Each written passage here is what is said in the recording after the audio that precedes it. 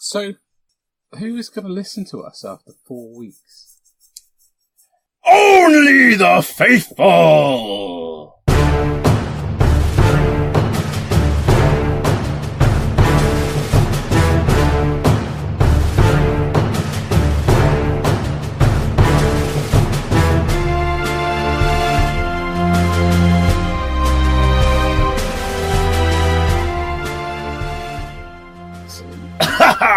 Good evening, Ben. It's exciting times, guys. I am in Ben's hobby shed, surrounded by stuff from when I was really young, because Ben is really old. Ben, this is amazing. Look at all these books. It's fantastic. I didn't even know you could read.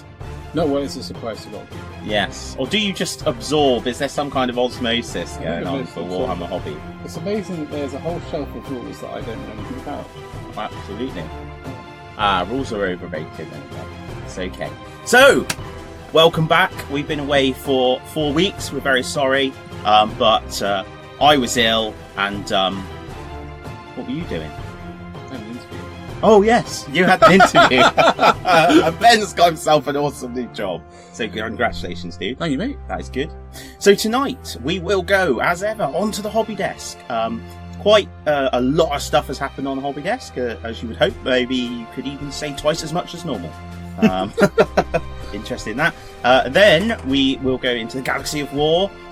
We were actually kind of looking for what we would talk about in the Galaxy of War, but we've got Killteam, so thank you Games Workshop in the nick of time. Oh, and Monopoly. The Mortal Realms, nothing really going on there. And so moving on. So the Mortal Realms, we got Soulwars, we got Black Coaches, we got Nighthorn, Stormcast, which are just khorne in a different way. And and the magic as well. So lots to talk about there. Hail to the community and into the wilds. Ben and I are actually going to Geekfest tomorrow, so we're really hoping to find some actually interesting people for you guys to listen to instead of us just whittering on. So yeah, sounds like it's going to be a good one. I'm excited. I'm surrounded by cool stuff. Hopefully Joe's going to pop in with a hot drink at any minute.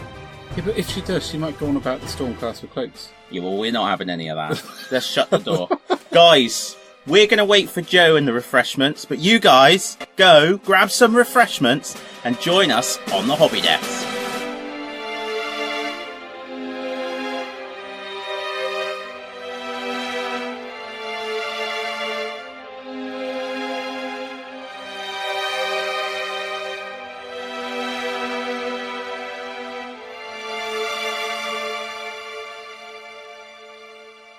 Hi guys, welcome back to Ben's hobby desk. Ben's hobby desk. Ben's actual hobby desk, which I've tidied, especially for this occasion. The thing about the podcast is it gets me to tidy my hobby desk, which otherwise is a total crappy.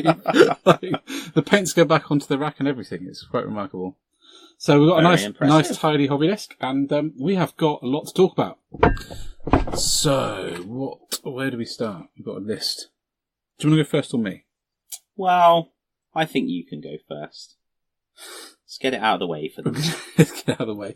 So, the first couple of weeks I was working on my Space Horse, which I love painting my Space Horse, but they are hard work because I cannot relax with them. So, it takes me so long to do each one, but this time around it was the characters, so it was all about just lavishing that extra time onto them. I was really excited about how those guys turned out, and I was very excited because a couple of them got spotted by the Warhammer community team. So they look amazing though, and I've been fortunate enough to see them now in the flesh, and they just look even better. I just love it. I really like you've managed to capture Space Wolves in the Primaris, like. Yeah. But you've used all the elements, so you've done the subtle bits of like the wolf tail here, and you've not gone mental. But then the paint scheme as well, and you've thought about the markings, and you've painted up the markings, so that ties in. And then even the basing and the bit of weathering, the bit of even I think the snow really helps. The fact you've gone with snow as well. Well, that was the conversation we had right at the start, wasn't it? Well, it was almost the fastest response I've ever got from you. what basin should I have on my Space Horse? Snow. And you're right, because I think actually, I often think that I try to contrast my base with the model. So if I've got a bright model, I try to go for a dark base, or I've got a dark model, I go for a bright base. But with the Space Wolves, I think, even though they're quite a bright chapter, and Space Wolf Grey can be a bit much, I think, sometimes. Well, and also, you haven't just got white, have you? You've got, like, the earthy stuff underneath that's sort of showing through.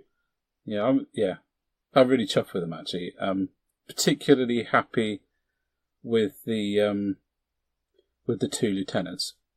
And I had a shot at doing non-metal metallics, which, so I thought the metallic elements on cloth and on, like, the banner, I didn't want to do them in metallic paints, because that kind of doesn't make sense to me. So I thought it was a perfect opportunity to have a go at doing them.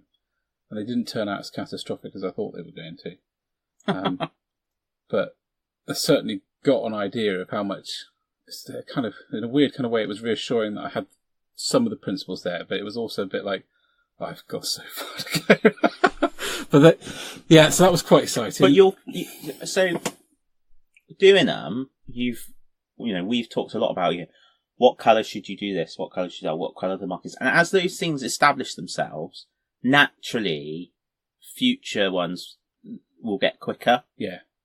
That's something I really like about just collecting khorne for it. I know exactly the recipes I'm going for. Yeah. What I'm doing. Okay, so I've tried a few different things recently, but that I think is really useful. Yeah. It'll be the same thing for your Space Horse. I think I'm a bit of a fusser. I can sit for far too long looking at a model thinking, what am I going to do with that? When they're the ones that I really care about, and particularly with the Space Wars, I can get myself in a right, should I have done that? Or what colour would I do this? Whereas the other 2 weeks I've been doing my Stormcast, and I just did them. I didn't hesitate, I just laid down... So we all noticed. just laid down like the main colour and then just go for it. To be honest, like the new Stormcast book, there's loads of stuff about Sigmar has this issue around the reforging, and is there he should just be like, Ben, sort it out. And that would be it. Chaos would be done before. It's nice to speed paint, actually.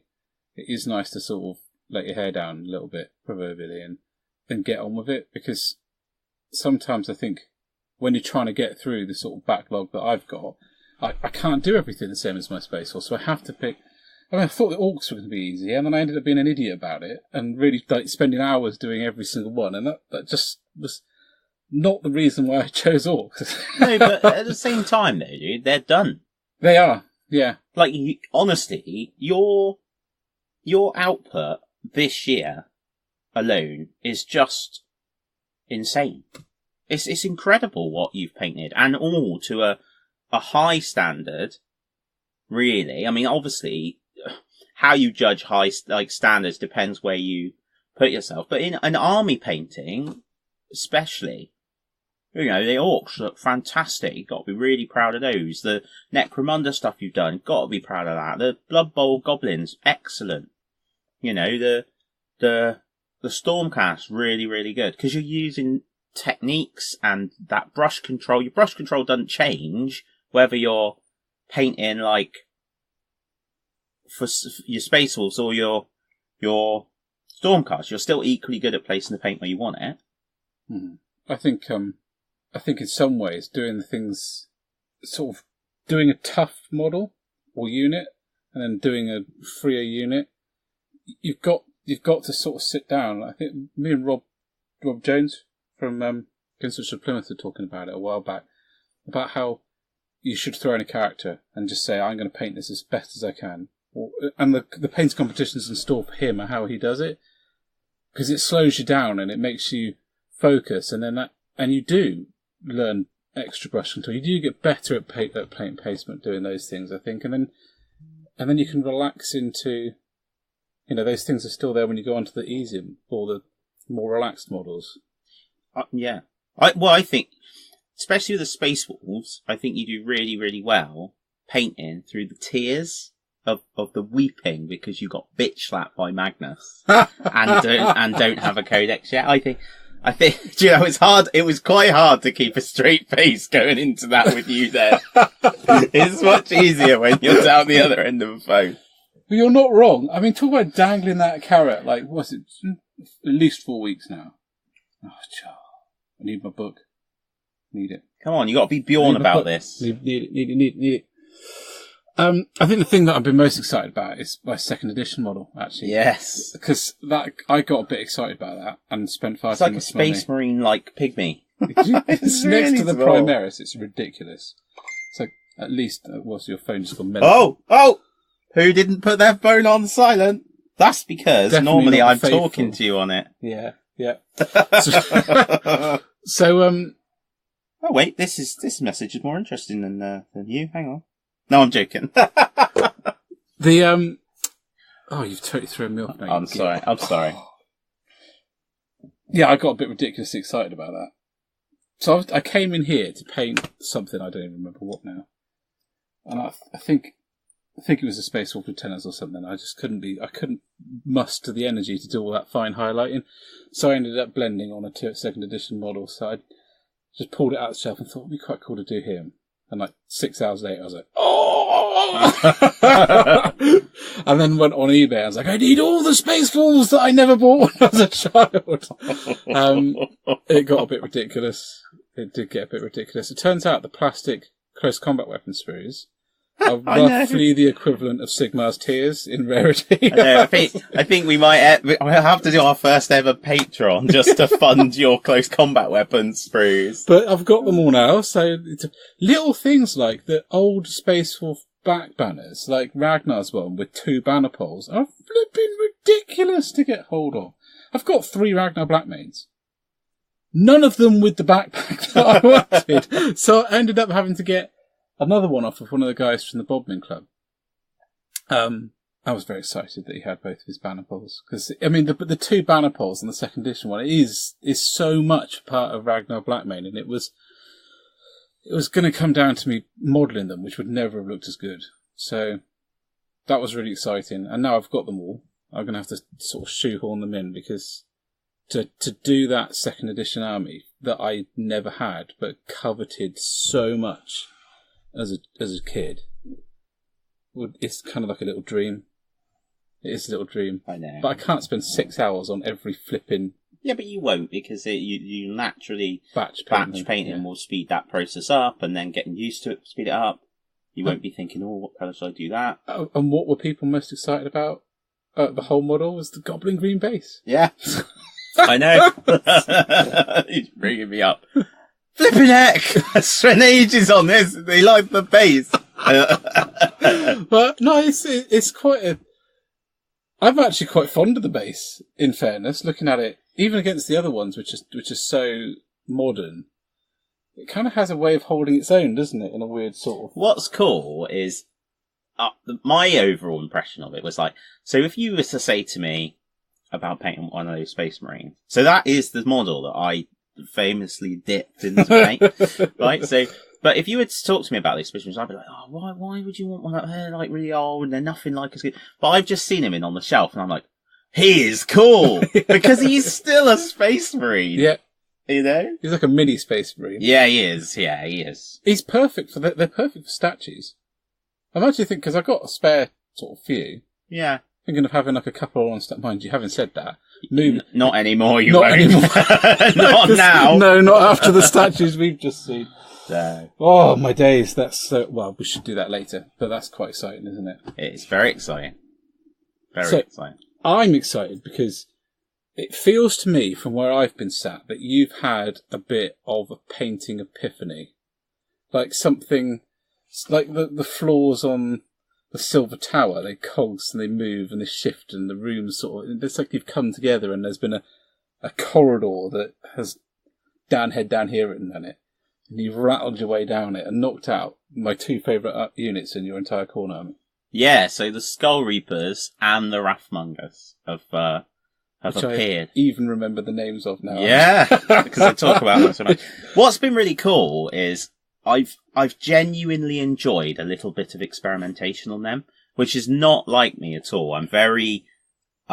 methodical, and I just go boom, boom, boom. I'm using it. I even referenced it just now, didn't I? When I said about I love knowing what techniques I'm going to use. Yeah. But what I've really enjoyed, so the first thing and the thing I've enjoyed the most, skin tones. So, but by no means, like I was looking at the heavy metal different skin tones, and I was like, oh, so far to go. But I've really enjoyed doing it. I've really enjoyed having like the brighter skin because it breaks it up. Yeah. It just breaks it up. So when you're doing skin, which is, for me, is the bit I'd probably have to fight through the most. Yeah. It breaks it up. And I won't lie, like painting the darker skin is just a lot quicker and a lot easier.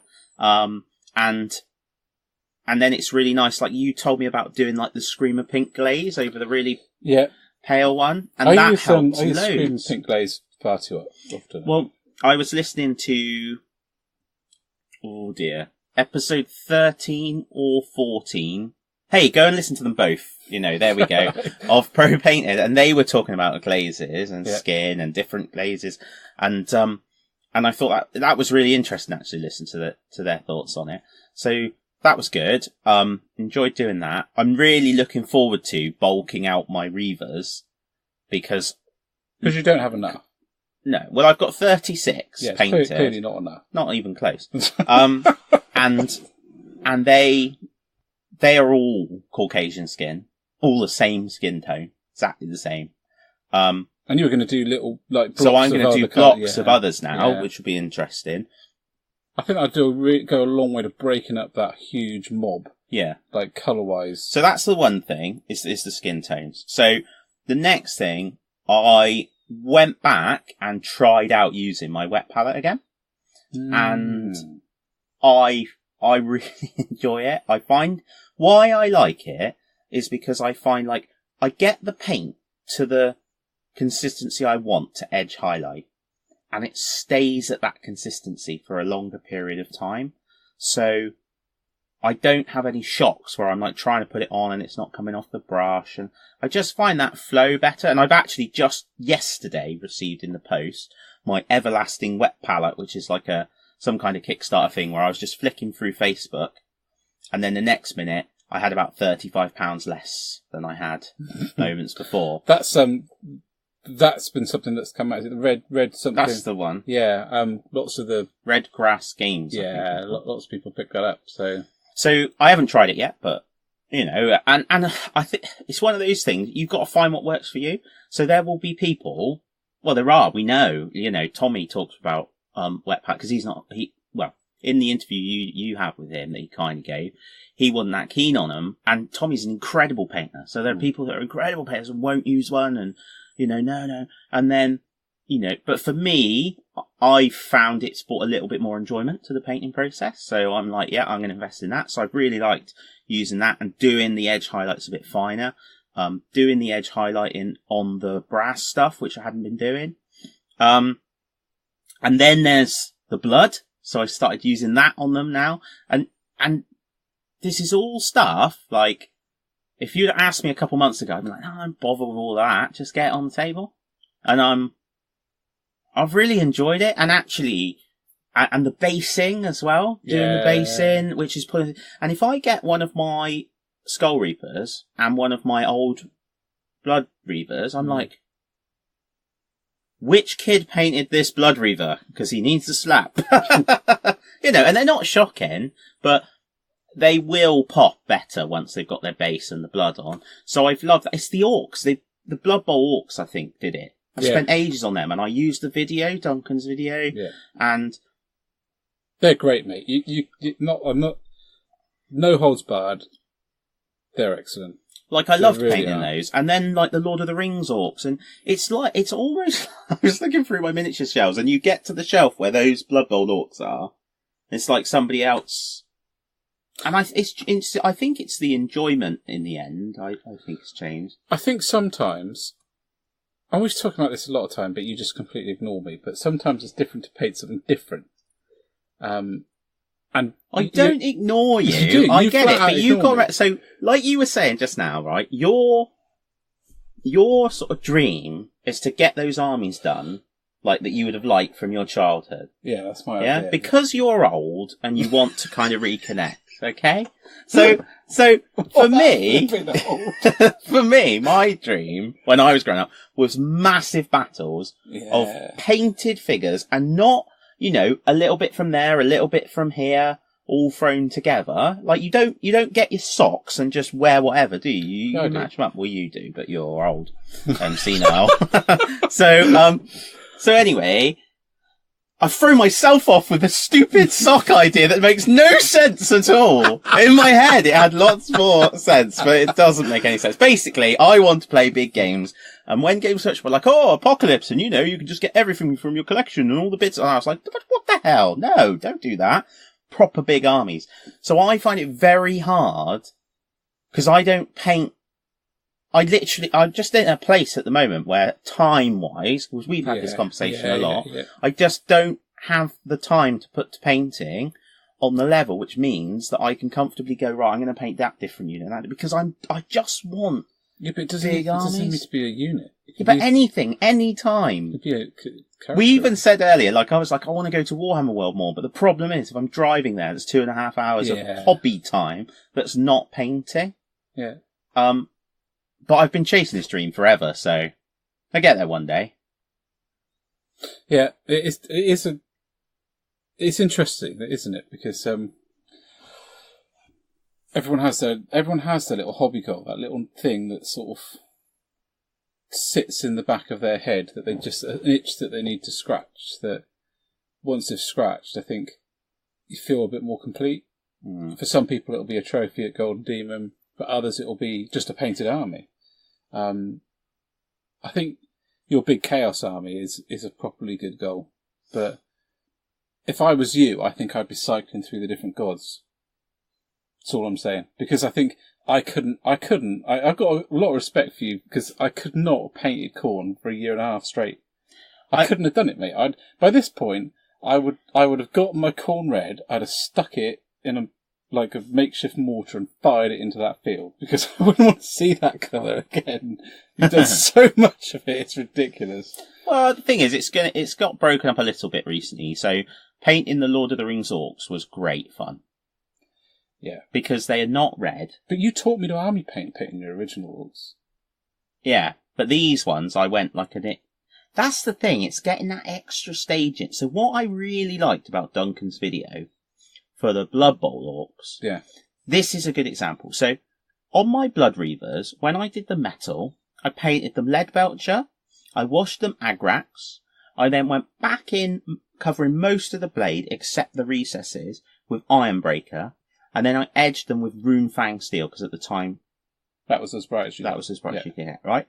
Okay. But then, on the gold, I would just do them Balthazar, Agrax, Sycorax bronze, or over without the edge. Yeah. So what Duncan did with his metal is he went Leadbelcher, wash, and then just edged it with Stormhost Silver. Yeah. But really neatly. Yeah. And that looks so much better. Yeah, but actually you've knocked a whole stage out, which you can then spend that time putting the edge highlight onto the gold. Yeah. So then you've got two things which look better for the same period of time. Yeah. I'm a big fan now of that kind of metal, because I used to do bolt gun wash with the black ink, and then literally only leave the cracks, go back in with bolt gun again, then chainmail, then mithril, and I've carried that exact thing over.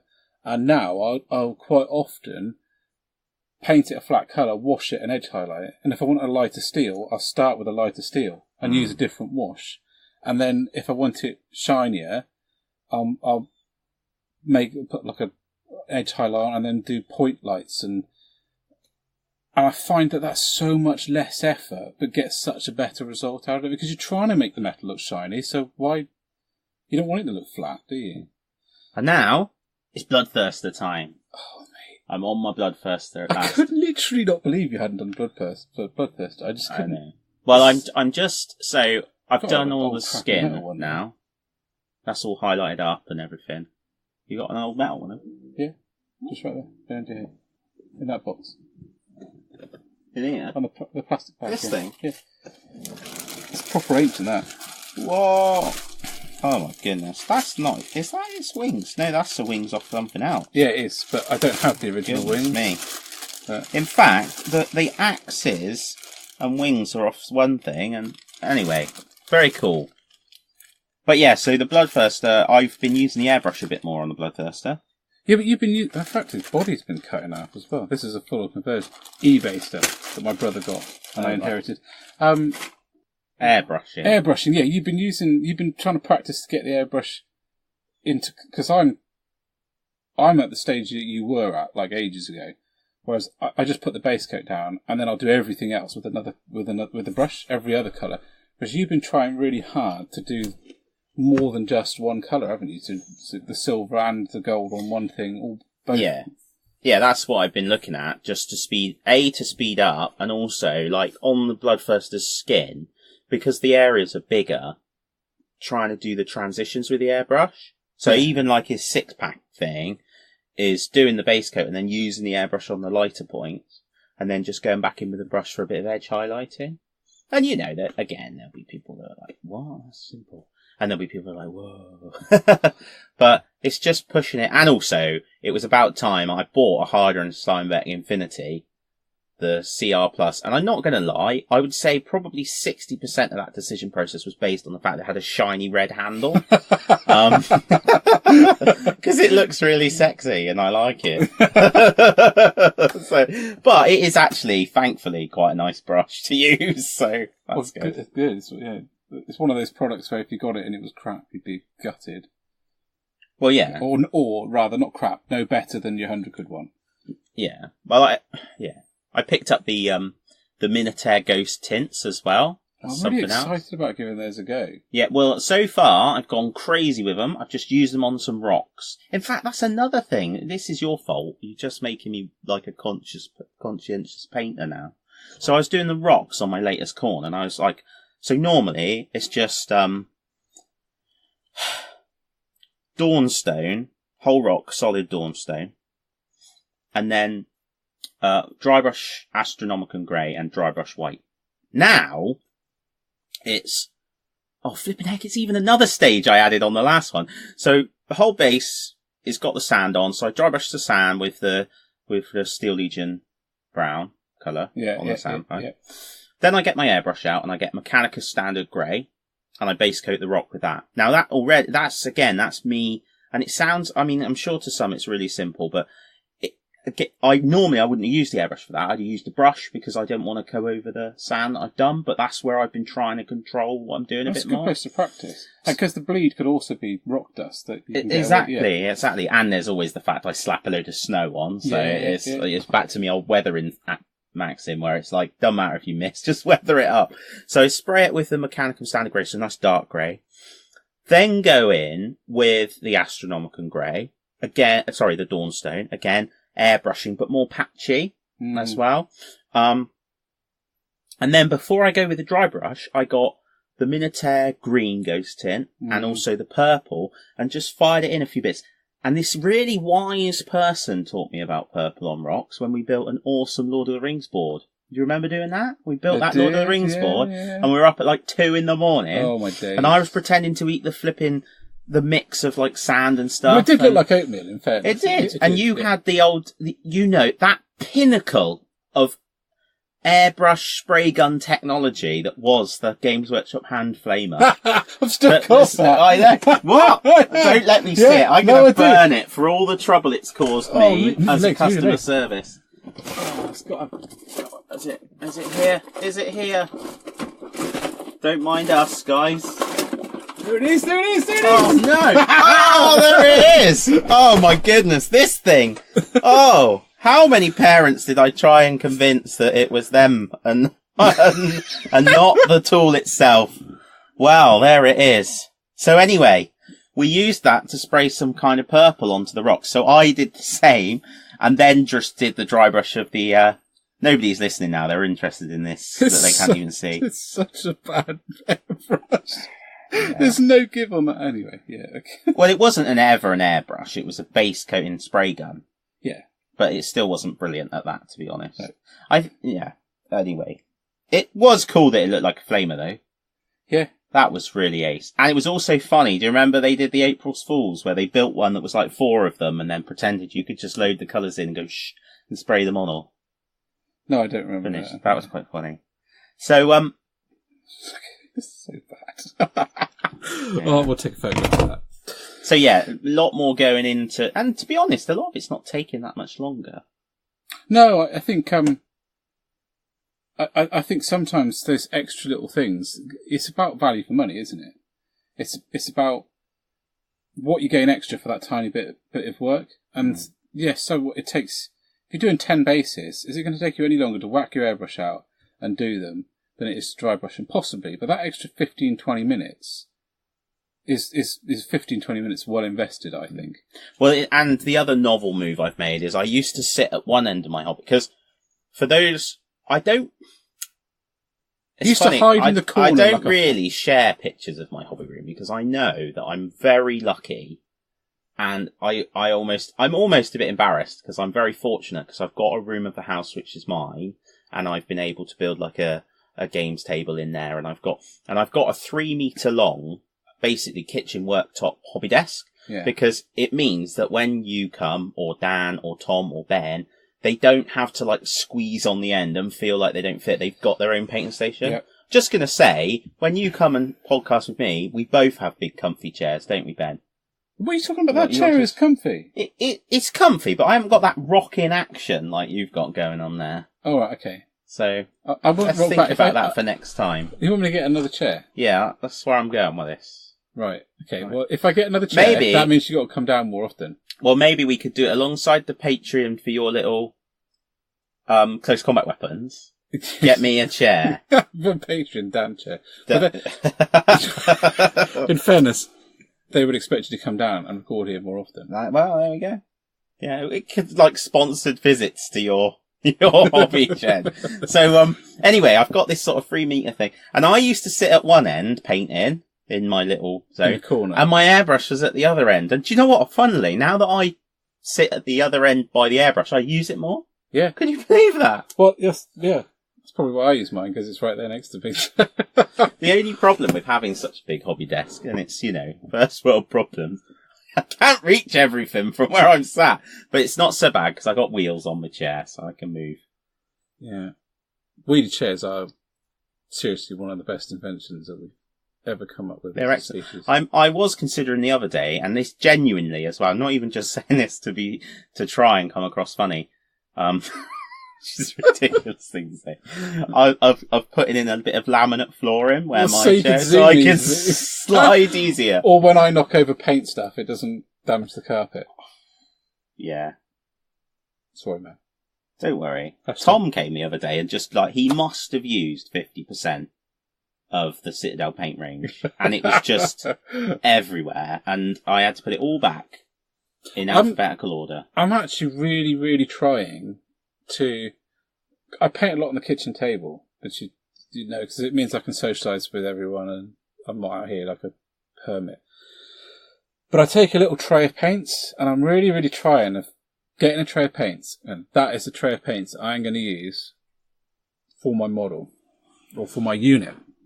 And then taking them in and not coming in to use another. I did that first with my orcs, and I found that really helpful, because then you don't go mental and end up with like a million colours. So you should get one of the hobby zone, like the painting stations we used to sell. Yeah. Or Hobby Zone do one, and I've got it obviously. I've got one of the old painting stations. Yeah, but the Hobby Zone one is like white and new and. Oh, you're such a... And it's got little bits to hold everything. Oh, it's brilliant. Just saying, right? I'm not going to lie. Who had Hobby Zone stuff and talked about it? Me. Yeah. Now look who's got Hobby Zone stuff. Yeah. Don't doubt me. No, well, I think I aged significantly putting this stuff together, though. Oh, gosh, yes. If you've ever built foreground buildings, which... Yes, there's a lot to them, but they're a joy because you're building a lovely building, and then you think, I'll get some Hobby Zone. By the end, I'm like, like I've stuck my left hand to my face with an elastic band around it, and it's all just gone crazy. Yeah. Yeah. Are you there trying to move us on because you've realised I'm wittering? No, but I do think we ought to move on. That's enough from you. Because you're weary. Oh, you're not wearing it, so I'm joking. Right, let's. And next, we're going to talk about. And I need to walk around a bit because this flipping uncomfortable chair. Oh dear. Would you like a pair of slippers? Actually, that would be wonderful. Guys, thank you for joining us on the Hobby Desk. I'm going to go and get some slippers. While I think about the grim darkness of the far future. In that darkness, there are no slippers!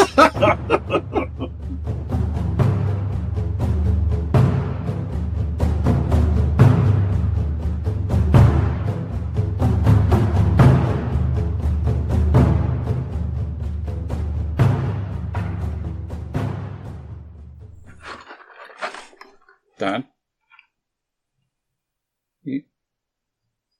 You alright? You want to record a podcast? Welcome to the grim darkness of the far future, where I was completely paying attention to what we were doing. Guys, welcome back. We are, well, as you'd imagine, still in Ben's hobby shed, and I'd just seen something interesting, which was a box of Space Marines, and when I opened it, there was a group of British Napoleonic soldiers in there. Quite a few of them. 5 mil, I think. Not sure. Well, they looked cool. So they were interesting, but they're not in the grim darkness of the future. That's the second edition. I've got them somewhere. They came in that box. Very exciting. Back from 1836. They are horrific. No, I'm not joking though. The second edition multi-part Space Marine plastics are horrific. Can they be considered multi-part? I suppose there was the bolter. The body came separate, and I think the head was attached to the body, but the body came separate from the legs. And the arms came separate. Yeah. And what, plastic? Yeah. Are you sure? Absolutely positive. I can get them out to show you. Yeah, I'd like you to do that. You would? Yeah. You serious? Yeah, I'm absolutely serious. I'll leave your butt and I'll get them out. Well, you can start talking about what's coming out. Absolutely fine. And now I've got your chair. Thank you very much. I'm not really interested in them Space Marines. You just wanted my chair. Ha ha! I've got the chair of power. So, in the far future, there are kill teams, apparently, dude. I am... Well, difficult to know which part I'm most excited about this. It's quite a lot to digest, isn't it? I have to be honest, I'm going to say this now, like, as a hobbyist that collects the whole spectrum of things, I'm just completely overwhelmed at the moment. I'm really pleased that Games Workshop, I feel like I can see the idea, which is that, it doesn't matter. If you're just an AOS collector, you're going to have something that excites you. If you're just a 40k collector, you're going to have something that excites you.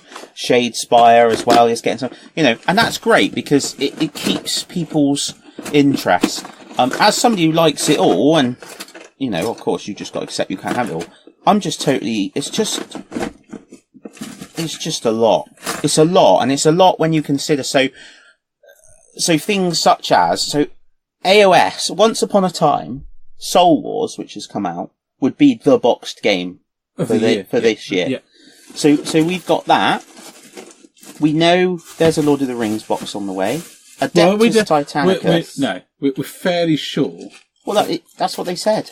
Yeah, well, but unexpected box set is all they said. Oh, I see what you mean. So you might not be. It could just be a box of plastic Numenorians for all we know. I don't know, but I think. Yes, there is a potential to that, but even if it's not, you still now got Soulwars, Killteam, Renegade, Titanicus, Rogue Trader. That's 5, not including Lord of the Rings. And I completely agree. It's.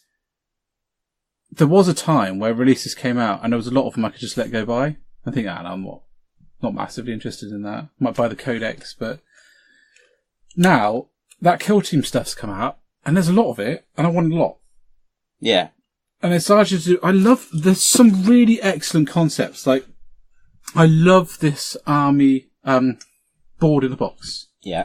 So you get a sector, Mechanicus, or Imperial, or whatever, and I'm fairly certain that we're going to see in the future army-specific sectors. So you'll get, like, a Tau one, you'll get an Eldar one, you'll get an Orc one, because I think that would be brilliant and an excellent way for them to launch those products. And, what is it? Look, 2 foot by 3 foot board? That's roughly what I can't remember. Yeah, it was something like that. And I just love that whole concept.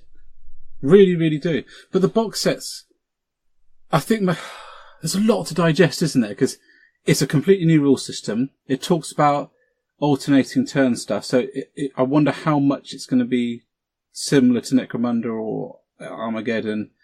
But there's advancement rules which have been taken from, I think, both the AOS skirmish and what's the one where you advance with your little leader and Path to Glory, and the new Lord of the Rings battle companies. Mm-hmm. So there's such a lot of good stuff in there, good ideas that are, and it's a release that we knew was coming, but I never thought it was going to be that big. I thought it was going to be a book. When they said fully supported, they've made a model case. Yeah. It's a Killteam model case. It was ridiculous. It's not just fully supported. It is it's fully supported, and they've actually meant that completely. For me, it's the terrain. It's that cathedral so stuff. Nice. I've always and I do love the statue. Aspired, yeah, yes, I do love the statue. I've always aspired to have a proper city fight. Terrain, and that is just amazing. What's really nice is it allows you to make very distinctly different sectors of your board. Yeah, I mean, you could get the Mechanicum sector box with the because I think it's going to be a card base like the ones that they've already done. Which actually is a lot better than I thought it was going to be when I saw the quality of it. Oh, the card ones? Yeah. Yeah, I've been really, when they first released them, I was a bit like, it's a card, really? But actually, when I got them and had a look at them, I haven't bought them, but when I got them out in store and had a look at them, I was pleasantly surprised by how robust they were. And they'd been out on the Plymouth board for a good month or two, and they didn't show much sign of... Well, it's very rough in there as well, so, you know. I know. Rob can't look after anything. No.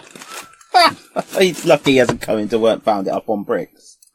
But there they are, the plastic the Space Marines. So you get the body and the head are together, and then the legs, I see, yeah. Legs are separate, and then you have the arms. Now, the head, for me, these were like a whole generation behind the Rogue Trader ones. The RTBO ones, as much as they don't, like, there's not as much little details in these are better, but the posability, the fact that you could have the head facing in different directions, that the arms fitted, the bolt guns on these, when you get them in the hand, just they don't fit on the body. You have to trim the back of the bolt gun off of them. Mm. It's not probably the worst product they've ever made. And I will stand by that. Well, no. No.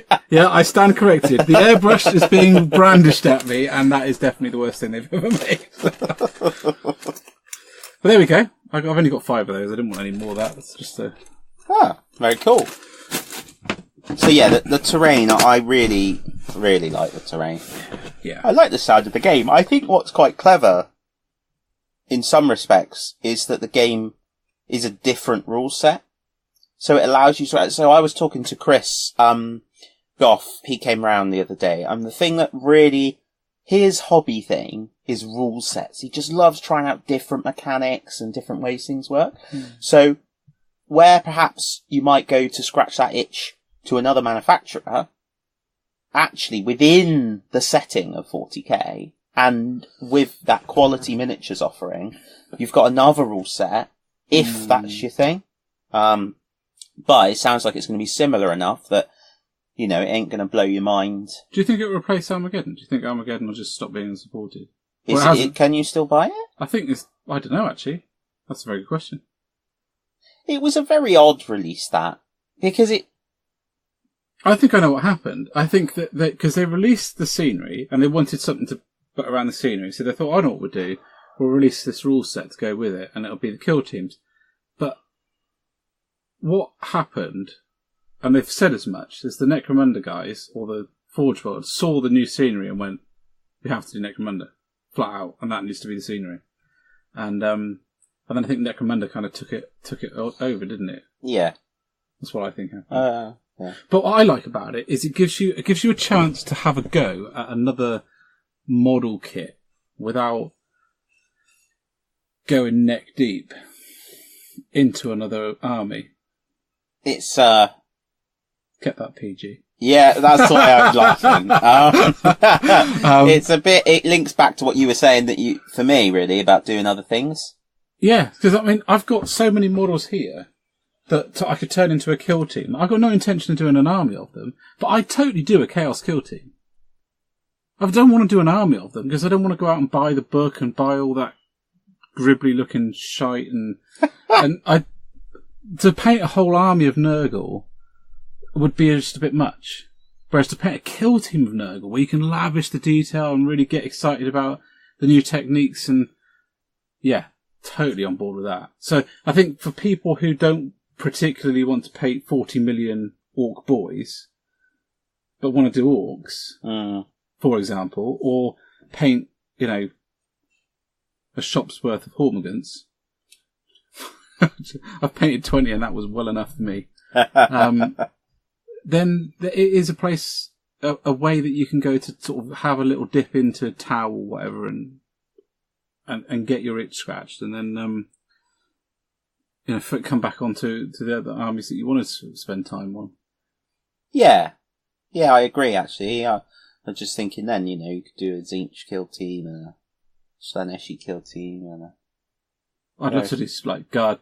I think I'd love to do like a guard army that grew out of building multiple different kill teams. So each squad had like a real character to it. And then by the time you've made 4 or 5 kill teams, you'd have a company. I hope they do it so that you can just take Slambo. Slimarbo, not Slambo. What we like. Slambo. What we like. Yeah. I think that would be ace. So he's just a one-man kill team. Yes. They need to give him a bow and arrow. They do. Somebody in 40k needs a bow and arrow. That would be great. I'd quite like to do a Black Templars kill team. Yeah. There's a chap on Instagram who's been like producing Primaris Black Templars, and because Space Force was my first army for 2nd edition, but 3rd edition was Black Templars, and that they stayed with me for years and years and years, and taught me to find highlight edges, actually. And seeing all of their the heraldry, and he's using Grey Knight components to give them 2-handed swords. Yes, so much yes. So yeah, I can totally see where you're going with that. And you can be quite free with Black Templars. You can really, there's a lot of hobby that you can or can't do. So you can make them really clean and go for the really clean look, and they look great. Or you can go for loads of like decorative heraldry and really sort of stretch your legs for checkers and little bits of like the cross coming up on their armour, and you can weather them loads or not weather them loads. There's so much you can do, and there's so much room for sculpting, because if you've got a normal model, it's not too difficult to put on a tabard. So I think Black Templars are I think they're really cool for hobby, for modelling. I wonder if they'll have it set up so that you can do like your kill team versus, instead of just like kill team versus kill team, like kill team versus a certain scenario. So one thing I really like about battle companies for Lord of the Rings is in the battle companies campaign, the idea goes, you've got 5 or 6 key scenarios where your foes are preset. Yeah. So even though you might be doing a dwarf battle company, for the purposes of that scenario, you will play as the orcs. Yeah. Say. And then in between that, you play the battle companies games against each other. Yeah. Well, it would be ace if they did some scenarios kind of like that. The thing that was springing to mind then was, how cool would it be to have a Sisters of Silence kill team going in against like a demon force, or that sort of scenario. I mean, how cool would that be? Like Sisters of Silence, you could set it up. You could have like your sorcerer make up, like, not even, some kind of sorcerer, and then, like, cultists. So, like the way the Space Marine, instead of having loads of Space Marines, it's just like one Chaos Sorcerer Space Marine, who would obviously be like epic. And I've just thought of another freaking cool idea as well, but I'll get to that in a minute, right? So you have him, and then you have his cultists, and then there's like demons, and then there's like this like when this like fighter thing comes in, and it's like got the kill team of them, and they're like leaping out and like flaming demons and slicing it up. Just the Sisters of Silence, or because the other one was a fallen, and a Dark Angels kill team. Yeah. How flippin' ace would that be? Yeah, he's like there in his governor's chair, and then it's like he can see it, like because he's got enhanced vision, and he can see one of those flipping land speeder things, Raven Wing land speeder. He's like, close the shutters, get them down now. The wall blows in, and like the Dark Angels coming in. Oh man, it would be amazing. Well, there you go. So. Apparently, I've decided I want to do Kill Team. I was going to let that one go by to try and get to Titanicus. Flipping heck. Oh, well. Oh. Good luck now. So Kill Team's coming out. I think we have to talk about... We do, because we can't just be insanely positive about everything without looking at least at some of the drawbacks. Of what? Of Killteam, because otherwise it's not a well-rounded review of what we think is going to happen. But I think when did we start doing well-rounded reviews of anything? Yeah, fair point. There's only one well-rounded thing about us: the belly. It's the cards, and I can see that being what I don't want it to be like, and we don't know yet really. And I know daily they're talking about. The different factions, but I don't want the factions to be like the Shadespire ones. Like really restrictive nature to them. So they are a set of models that you have to conform to. I would imagine, although I haven't read in depth the articles that are coming out, so this is just a guess really, that the cards will function more along the lines of the ones that used to be in second edition 40k, like the War Gear cards and stuff. I'm thinking more like the Necromunda ones, actually. Yes. I think that's how and I hope that's how they're going to work, so that you get that flexibility with your kill team. So if I want a kill team that isn't... Because, say, for example, the Space Wolf one that they brought out is this 5 Reavers. Awesome. That's the perfect kind of kill team in a sense. But what happens if I want to have 2 Bloodclaws, a Grey Hunter, a Wolf Guard, a Partridge on a Pear Tree, a squad where it's all that kind of random, a bit like a Death Watch. Yeah. Are they going to allow you to do that? I hope so. Death Watch Kill Team, mate. Yeah. I just saw your eyes light up there. on a Zone Mortalis board going in against Tyranids or something. Yeah. Oh, yeah. Mate. The Doomsday Cults need a good stomping. They do. That terrible noise was me moving on the chair and not me farting. Just want to put that out there. I think we've become more lax in these 4 weeks. It just. So what else have we got for 40k? Because it has been massively overshadowed by Age of Sigmar. We've got the 40k Monopoly. That should really go into the internet. The look on your face says everything. No. I mean, I hate Monopoly. Right. So the thing about that for me, do I want it? No. Will I end up getting it and then just to make me look silly because I said I didn't want it? Quite possibly. But more importantly, that is a game that is going to go and sit probably in the works with a whacking great sticker on it that says was completely extortionate. Then we put it down to something middling. Now it's really cheap because that's just how the works. Because everything's like that. So it'll all be piles of it in the works, and it'll be in Argos, and it'll be somewhere else. It won't be in Toys R Us. No, it won't be. Don't make me cry. Sorry. Whoa. I know, man. I went there. Whoa. That is a shame, though. I used to love Toys R Us. Yeah. But... Do you know the reason why they failed? Because it's too expensive. They didn't have a hobby section. Yeah. Yeah. It's true. Yeah. Okay. That's good to know. So, Monopoly.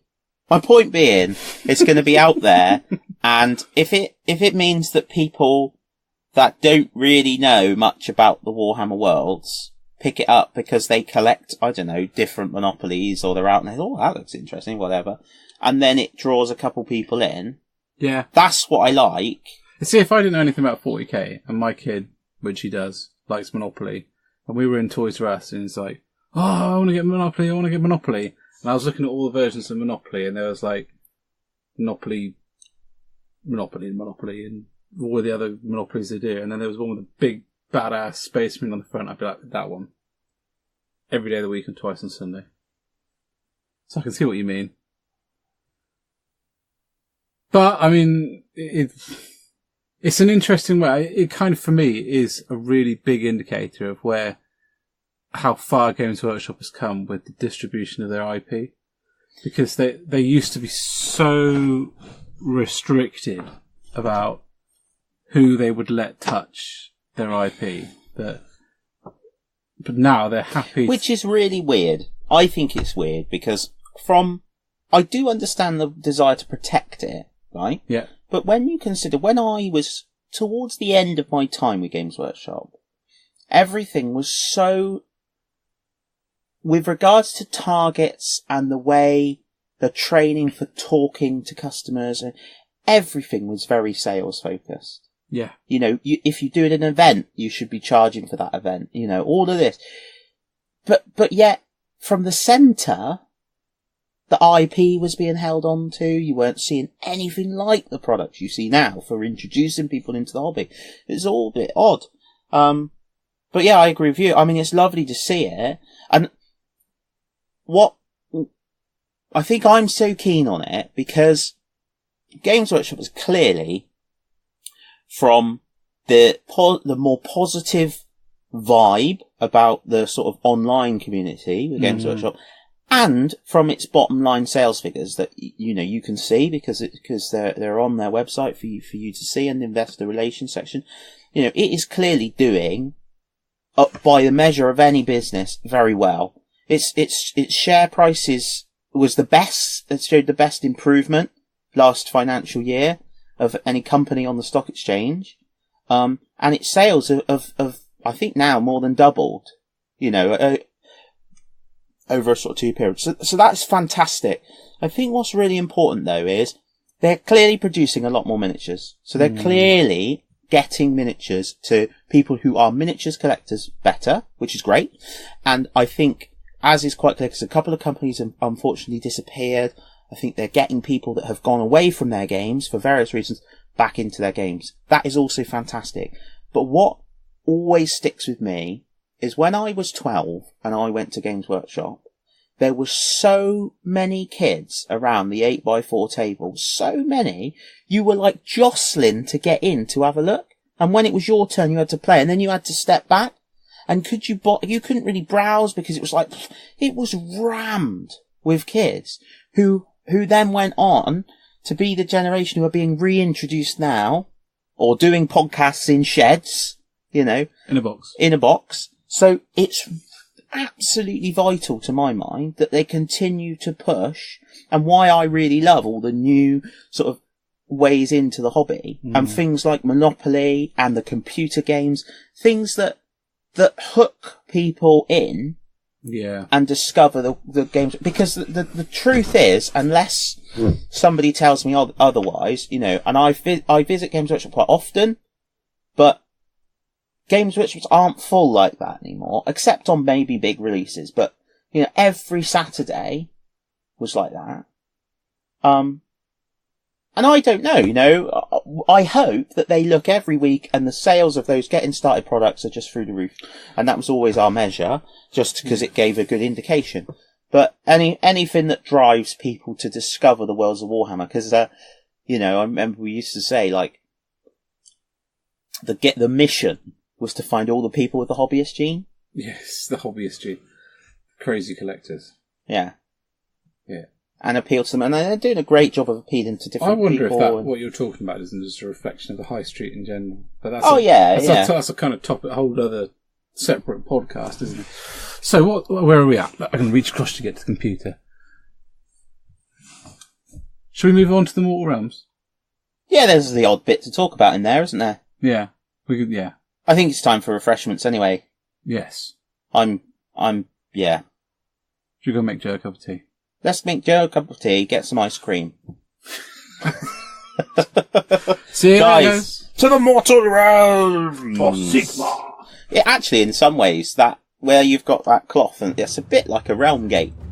Excellent. Forward!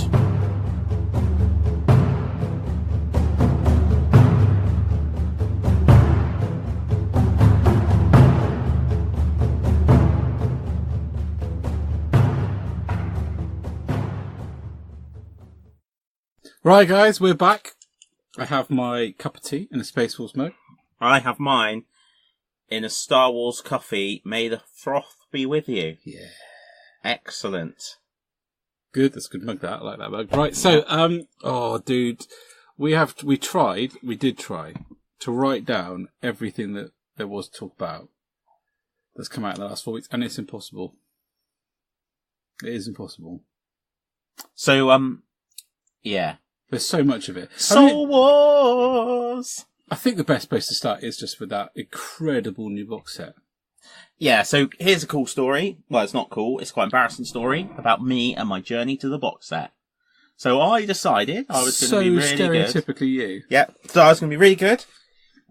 Didn't need that box set because I don't play... Well, actually, I did play Stormcast a little. I don't know where I was coming from with this idea. But anyway, I wasn't really playing my Stormcast. I got khorne. Don't need it. Just need the rulebook. So I ordered the rulebook. So then, I was at home and I was like, oh yeah, but the models are ace. Oh. So, get in contact and change my order from the rulebook to the box. Hurrah! Then I was like, oh, that's silly though. I don't need that. So Ben Chambers decided to order the box.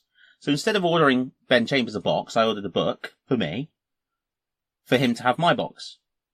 And then I collected my book, and it sat on the shelf for 3 days in the wrapping. Bear in mind, my heart knew. It just knew. So I ended up with a box. So I have got the Soul Wars box, and I've opened it, and it's wonderful. It is. It is wonderful. And now that I have painted the Stormcast, like, up to another level, I'm really chuffed because I can paint up the Stormcast, get really excited, use my Miniacal ghost tints to paint the Nighthorn. Oh, that's a good idea. Yeah, that's why I bought them. Is it? Yeah, that's why I bought them. Because another thing I wanted to try with the airbrush. I think, I mean, it started with Dark Imperium, isn't it? But it's very much in the same ilk. They understand that for the hobbyist, opening that starters kit it's a real experience. You take the sleeve off, and there's a little box full of the sprues that's separate and it's got beautiful artwork on it. And you take that out, and then you're presented with the beautifully covered hardback rulebook with this little kind of nestled in box bit. And then you open the side flaps, and there's all the gubbins and extra bits, and it's fun to open. Yeah, it is. It's fun to open. Yeah. And as a product, it is what you expect. If I get 95 quid's worth of box, I expect it to have had attention paid to it. And the person who sat down and designed first the Dark Imperium box and this one, which I'm sure they did together at the same time, almost certainly the same concept here, had a really good vision of what it was to open up a starters box. Because I remember opening my second edition one, and it was just a sea of little sprues. Because you didn't have like a whole big one; it was just little sprue. All the orcs, and there was so much in there, and it was so excited. And then you got all the sprues out, and there was all the punch-out cards underneath, and it was just ridiculous. And I was super excited, like a chipmunk on a can of Red Bull. And it was it's like Over the Hedge, great film. Watch it. It was it was the same. I get the same buzz opening box like that, and it's the rule book. I've only just flicked through it because I got mine today. Is everything I wanted from the last one. I was really disappointed with the last rule book. I got to be honest. I mean, everybody knows If they've been unfortunate enough to go back and listen to the early episodes. It's garbage, mate. It's not It's garbage. a poorly structured... It's a campaign book. That's all it is a campaign book. It's poorly structured. Yeah, and that campaign was the first foray into the Mortal I don't care.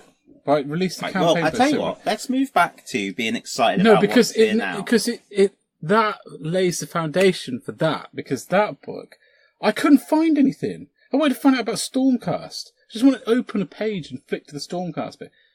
You can't do it. It is badly structured. It's a badly done book. In comparison, that is a work of art. It is filled with background. It's structured. I knew where I was in the book. Out of instinct, I just flicked to the pages. I knew where the rules were. I knew where the campaign bits were, the battle plans.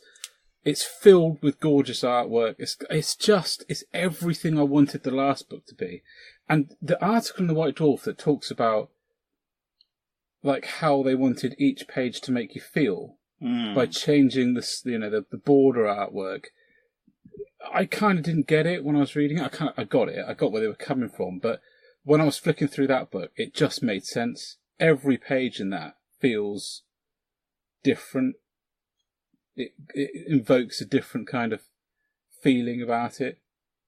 So, they were talking about this on the Stormcast podcast. Yeah. With the guys that do like layouts and stuff for the books. And one of the things I thought was really interesting is so this page here. So this is what we're looking at is where one sort of section ends and then the title of the next section is Factions of the Mortal Realms.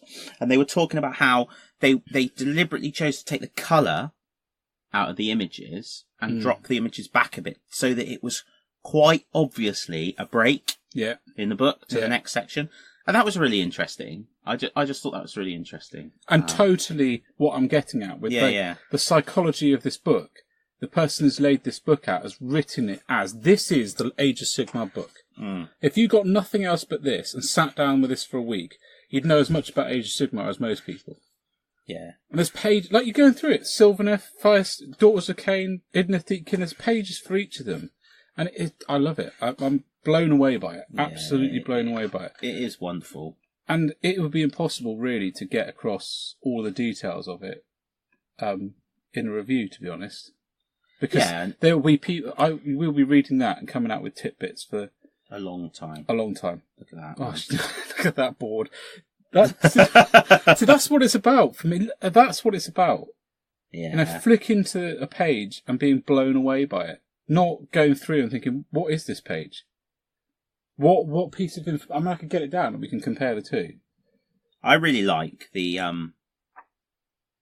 little 18-page rules booklet as well that comes with it. I think that's really good. I've found that weirdly easier to navigate than the 4 pages from before.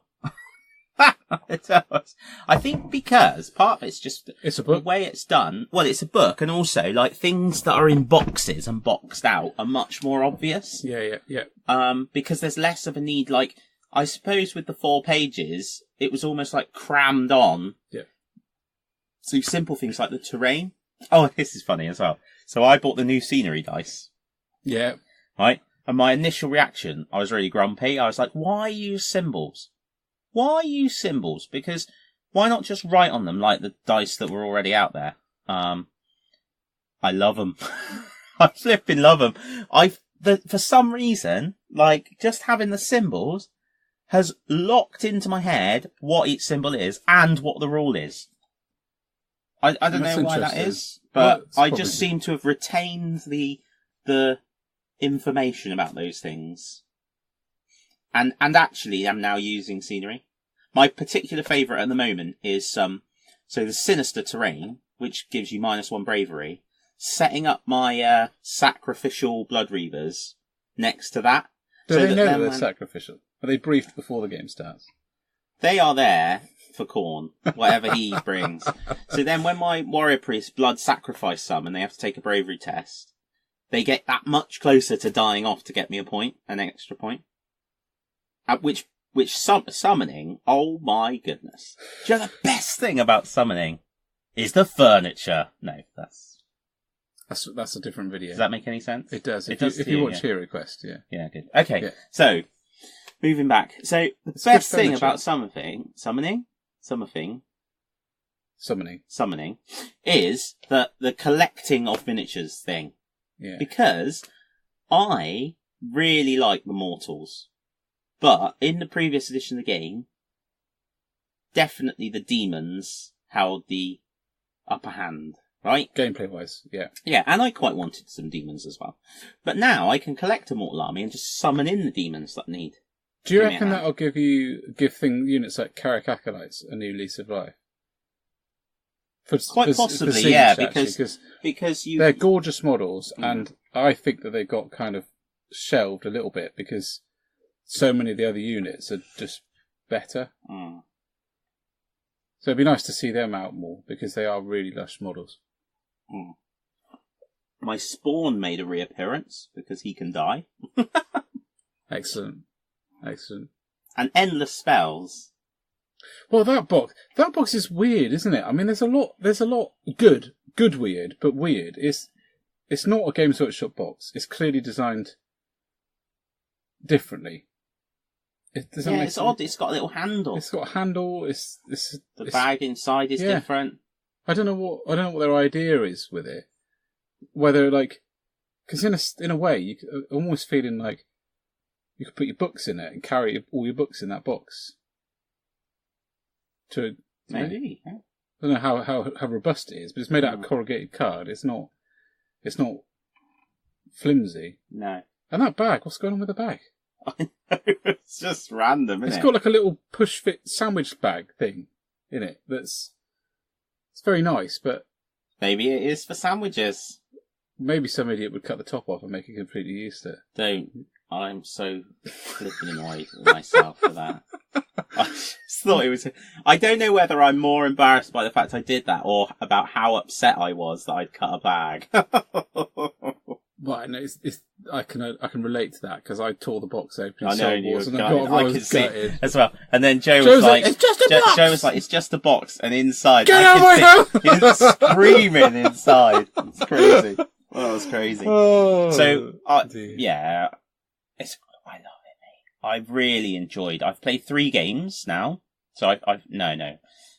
Ben's waving 4 at me because I have played 4 games, in July. Actually, no, he's waving 4 at me. He is right. I have played 4. I know, you I've told played me earlier 5. you played 4. I played 5 altogether, but 1 wasn't Age of Sigmar. I know you told me that earlier as well. Oh well, there we go.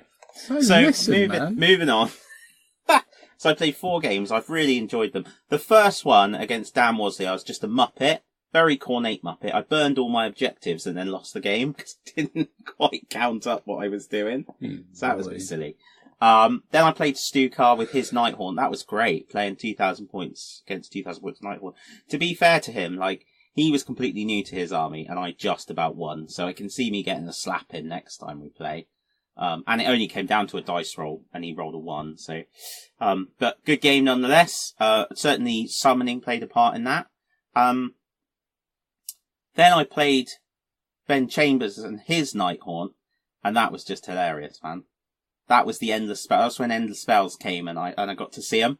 And, it was fantastic. It looked like on turn 2 I was running away with it until a giant pendulum swung in out of nowhere and cut in half 5 Blood Reavers and my general. But the best bit was, from a cinematic point of view, that then gave me enough blood type points to summon a load of blood letters. Yeah. Which was just ace. So yeah, that was ace, man. The pendulum just looks fantastic. So that was really cool. And then I played Dan Wasley. Really impromptu game. I was off work yesterday and Harriet had just gone out and I was like, I fancy a game. So I rang him up and he was free. And we got a quick 2K game in a couple of hours. But we played, it was called Total Commitment. So I'm merrily getting out my Stormcast because I decided to use them. Because I had the new book, Which is gorgeous and we'll get onto in a minute. which is wonderful. And I wanted to use the Hallowed Night rule. So I'm getting out my Stormcast, I get the Celestant Prime, and I'm thinking, yeah, I'll be up in the sky and I'll get all my power. And then, I'll bring some Retributors down. And then total commitment. Anything that's set up off the board dies immediately. So you can't do that. You have to set up the whole army on the board. And I was like, oh, damn. So anyway, there's 4 objectives in the corner. Does that count summonable demons? No. It's a shame. So, 4 objectives in the corner. Dan's first endless spell was to put the chain things, whatever they're called, shackles, in the middle of the board. So basically, we just had a big circle fight around the outside. And again, really good game. Victory to the forces of Sigmar on that one. That was good. So Ender spells are going to take a big part, you think? Hang on. I just have to go back. Okay. The Celestant Prime. He got shot by 20 Sisters of the Watch and 20 Glade Guard and charged by Draker. And he not only survived, he turned around and beat Draker into a pulp. He was a legend. Right up until I charged the Sisters of the Watch, forgetting that they have a special rule which lets them shoot something that charges them. And then he died. These things happen. Anyway, endless spells. Back to you. They're going to be a big part. Actually, the Stormcast ones look amazing. I'm not so keen on the whirly hammer thing. No, that's a bit weird, isn't it? Well, I don't think it's helped by how it's painted. I think it would look better if it was painted ethereal, the whole thing. Yeah. Rather than having, like, the physical hammers that look like they've just been swept up off the floor and blown around. It's like, I'm kind of tempted to put, like, a cow in there and stuff like that, like out of Twister. That would just be great, wouldn't it? It's so good. The little Arcanum. Or the little dude running, sort of. Yeah, with his hands in the air, I love it. He's famous now on the Stormcast comic thing. What's the comic thing called? Role Models. That's really funny, actually. It's brilliant, yeah. Yeah, the really Dryads. Good. Have you seen that one, the recent one with Dryads? No, I haven't, actually. I will. It's great. You know the silly Stormcast? There's 2 in there. There's the female one, yeah. and then there's the male one that's a bit like, Arr. And he, he's chatting away, and he's like, "Hail, Sylvaneth! We shall fight against Sigmar. A quiet one I see. Well, not against Sigmar, for Sigmar. A quiet one. Oh." And then, off in the distance, there's 2 Dryads watching him, and they're like, "This is really insulting on so many levels." And he's just talking to a tree. A normal tree. It's fantastic. So, but anyway, yeah, the Stormcast and the spells, the comet that has crashed into the ground. That's ace, isn't it? Oh, it's amazing. A lovely model. Really want to get them. No. I really want to get them, 3 of them, for the Gifts from the Heavens, which is the one where the objectives come in partway through. That'd be great. And it's pretty cool in the game as well. So when it comes down, it has an area of effect that goes out to 10 inches and does mortal wounds. And then, while it's down, for the rest of it goes out 5 inches and it's going like vroom, vroom, vroom, and mortal wounding people. Really like that. Although, frustratingly, and almost certainly deliberately, it's 5 inches and not 6, because I thought if you crash that onto an objective, then you've got to be within 6 to contest an objective. But if you were in 6, it's just going... Can you nullify it? I think you can just dispel it. Yeah, okay. Yeah. I've got a lot to learn with the new spells, to be honest. I just got the box, and so the book is still in its cellophane. My favourite description for the end of spells today was that Rob Ellis was talking about it on Pro Painted, describing Ravenik's gnashing jaws as that giant Pac-Man thing. that's all. He couldn't remember the name. It's a bit like us when we're like, well, it's a giant Pac-Man thing, isn't it? At the end of the day, it's very good. Right, Sigmar book, Stormcast. So I might have accidentally bought the old one as well as the new one, just because I thought there might be stuff in the old one that wasn't in the new one, and I was right. The little organisation things aren't in the new one, but wow. What do you think? What's your first impressions? I love it. See, now I am very, very happy with the new look of the Stormcast, supported by that fantastic modelling article in the new White Dwarf. That more faces, more of their past. The guy on the front cover is my favourite piece of Age of Sigmar art. That dude is flipping amazing. Broken shield, there's blood on his armour, he's got his tribal tattoos. He looks like he is in the fight. There's a lot more character in them now, isn't there? There is. And also, like, joking aside, what you were saying about that first book, like, I do understand what you mean, and yes, it was hard to navigate, and it didn't really, bits a bit odd. What I liked about it was, like, because of the artwork and the crazy mortal realmness, I liked all the, like, you know, those things where it's like wheels of, like, descriptions. What I do feel with the newer books is it very much feels like Warhammer Age of Sigmar has grown up, so to speak. The book presentation is much neater, really good, full of great stuff about the realms and what's going on. Lots of little snippets in there, so there's a couple of bits which make me raise an eyebrow. There's a description in there somewhere which says, you know, Stormcast ultimately still have the same sort of ambitions and stuff as men. That's interesting because that's exactly what the Space Marines had, and we know where that led with them. So we'll see what happens. But I really like it. I like that the Storm hosts have got some character, because right from when I listened to the Hunt for Nagash, Search for Nagash, and the whole Only the Faithful thing, I absolutely love the Hammers of Sigmar. The Hammers of Sigmar. I'm just flipping reading bloody. You've just seen a word. I've just got Hallowed excited. Knights. The Hallowed Knights. The Hammers of Sigmar are the main guys. So the Hallowed Knights really appeal to me, and I painted my guys really basic, and then the other day I got so excited and I painted one up, making him into a proper Hallowed Knight, and I was so happy. I was so happy. And when I played with the Stormcast, like, we were discussing it, like, I love playing with the Stormcast.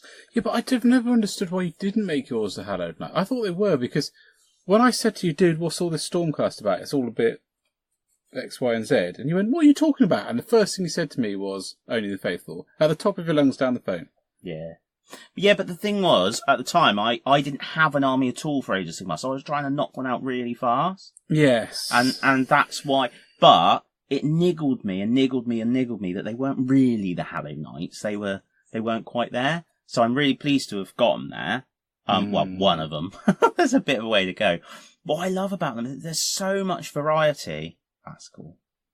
There's so much variety to play with, and you've got that maneuverability around the table. They're resilient. You can do the whole heroic. You know, when Dan and I were playing, and my prime was holding out against all that shooting, I was on fire. I was so excited, so engaged with the game, and we were saying, like, with the chaos, it's quite funny. I said, like, you don't want to be, well, one would hope, you don't want to be a crazy murderer, but you'd love to be a heroic, shining figure of awesome, wouldn't you? Yeah. So you can really engage with them. So I really like the character. I think the Hallowed Knights one, quite powerful and suits them really well. So their characters, if they die, can jump back into the fight. So that's pretty cool. There's some cool upgrades and abilities. The nice thing is that Tom wants to do a Storm Host, and he wants to do, I can't remember which ones they are. They're the blue ones. Well, as it happens, because I have the book the here. The Tempest Lords, possibly. I think it could be. Knights of Vizier. Celestial Knights. That's the two blue ones on this massive sheet. Celestial Vindicators? No? Don't know. Tempest Lords? Tempest Lords, yeah. It is the Tempest Lords, yeah. He wants to do those, which is ace. So, that's good. And there's a lot more in there about, like, the flaws. So, like, if Sigmar takes a personal hand in the reforging, he can overcome the flaw.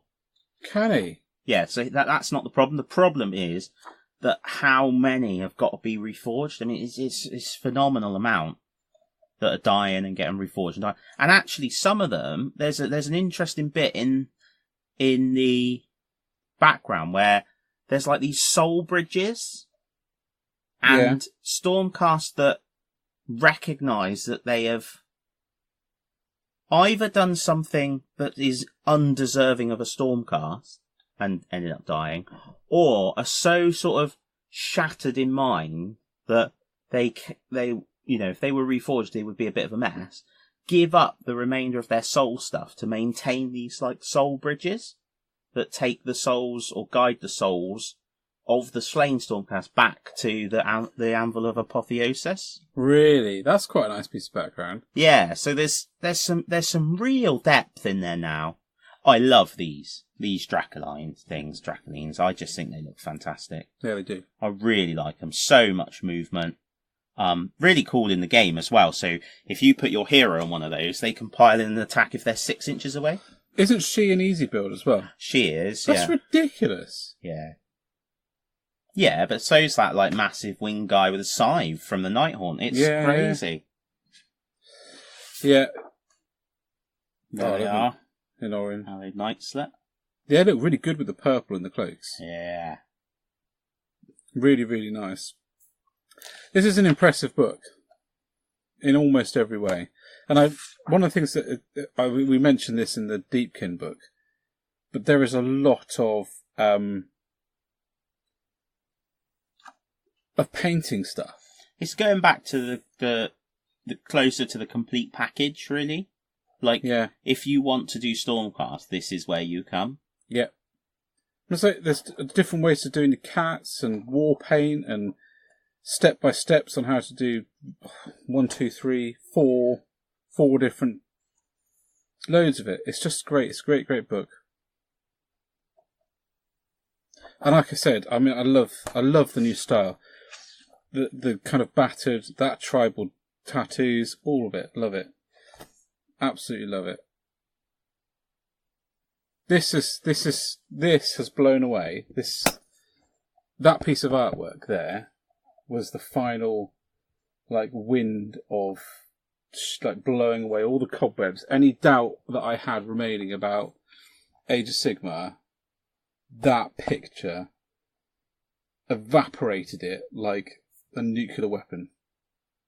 Because I saw that and I was like, why have I not painted my Stormcast? That was the catalyst. I was like, they need to be done. Because he looks phenomenal. Yeah. And a lot of it is to do with taking that helmet off, bringing back the humanity to those guys so that they are not just like mindless, faceless automatons in huge suits of armour. Really exciting. So, there's a few things more to cover and staying in time. The new release box sets, the mini ones. Really happy to see those mirroring the 40k ones and the previous iterations of the Age of Sigmar ones. So, like, I don't know what they're called, but there's a 25 quid one with the 4 easy build box sets in. Really phenomenal value for money, that is. There's 40 quid's worth of models straight off the bat. Again, and it does, I'm just stealing all the content off Pro Painted, but it's because I've been listening to it in the car on the way down here. One thing that Matt was saying, and I'm tempted to agree, is it seems a bit quick to go from here they all are at £10 each to here now you can just get them all for 25. But they did the same for Dark Imperium. Did they? Yeah, pretty much. Yeah, pretty much. But at the end of the day, you might not want them all. No, that's true. You know, you might want to just get 1 or 2. Just seems a bit like if you just invested in them. Well, I have. And then like... So what I might do is one of the box sets, I only got 1 of them, because I had to get something on the release day, otherwise I'd have exploded. I think we'll give that away as a giveaway. Because I think getting all 4 of them for 25 quid is ridiculous. Yeah, it's good, isn't it? What I'm most excited about is the £5 magazine. Yeah. It's got a proper character on the front, not just like one of the dudes, one of the foot troops. He is a proper character. So I suspect anyone who collects Stormcast will just be getting that, just for that. Frankly, yeah, I will. Yeah. Without a doubt. I think it's great. Absolutely brilliant. And he's a nice model as well. He's also, like, gone back to whatever that guy's name is. Volton. Flicking people off. Yeah. Comet sign. Right, so. See you in the community.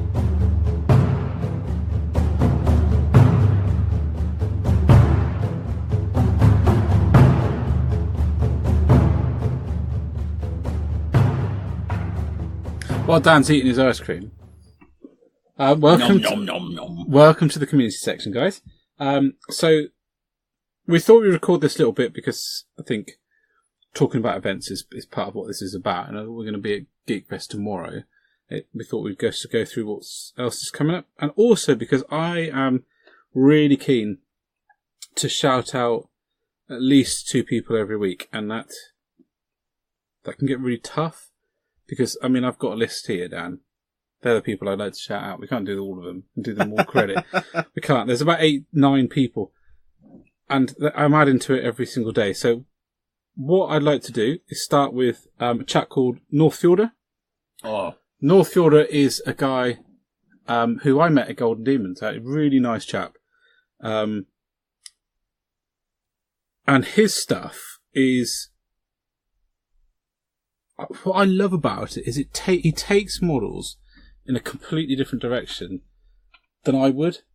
Anyone that I know would. I mean, he's just his ideas. Like, for example, the my favourite of recent times is when he entered into Golden Demon was I'm trying to find it on here for you, but is that him? That guy. So he's a rogue trader in different bits of power armor. Oh yeah. Just like the kind of old Space Marine. That's cool. Renegade Space Marines from Rogue Trader, where there's the 2 guys sat in the bar with like bits of dodgy power armor on. He really reminded me of that. I think that is superb. That's the sort of thing I'm talking about. He just takes things in a different direction than I think anyone does. The Jeans to the Cultist and Reaver armor is another great example. Yeah. So I would really recommend you guys go and have a look at him. Northfjorder, fjord spelled like a fjord. So FJORDER. Because I think his stuff is. I mean, look at that dude. He's got a Fire Slayer on top of a Thunderwolf, and just works. It's absolutely brilliant. So yeah, have a check him out, and shall we just pick one on this list? Miniacal, right? I'm really impressed with this guy, because he does really. It's called Miniacal. He runs a YouTube channel as well as a painting thing on Instagram, but he does really good videos there's no paywall, and they are really, really good. His new non-metal metallic video is excellent. It's technically excellent, and it's funny. Made me laugh out loud like a couple of times. And I started watching him because of that, which is nice, Emperor's Champion for Black Templars done in non-metal metallic, and it's a really nice bronze effect and a shiny black. So he does some quality stuff, and he does quality videos to go with it. So I think he's well worth a look. So that's my 2. Did you have any ones you wanted to talk about that have crossed your... Only just to push people back towards looking up the Mighty Brush again. Yeah, because that's just out of this world. Like that Raptor army is absolutely awesome and growing like a I know it's the speed. It's the speed. So yeah, that's absolutely worth checking out. The Mighty Brush. And the other thing, randomly, and they certainly don't need any shouting out, is Warhammer community. This week particularly, Eddie and Martin did an article about getting armies done quickly. Oh yes, I meant to talk about that earlier. Yeah, yeah. So hacks. I really liked that, and in it just speaks to me because I just think army painting is a skill in itself. Yeah. and a really important one, especially in light of how much stuff is coming out right now. You know, you want to be getting stuff done. Yeah. So, yeah, check that out as well, I think. Really good. I really hope that becomes a regular. Yeah. Yeah, so do I. Because I think it's great. It's a really sound article. Good. So let's go on to the calendar. So obviously we'll put the links out to Northfjorder and Miniacal. Of course. Podcast-wise, you've been listening to Pro Painted. Well, if I talk about them anymore in this episode, people will think I'm paid. Yeah. It's because I hadn't listened for a while, as I was catching up on my audiobooks. I was finishing off listening to Mechanicum, which, by the way, oh my goodness. Yeah. I flipping love that.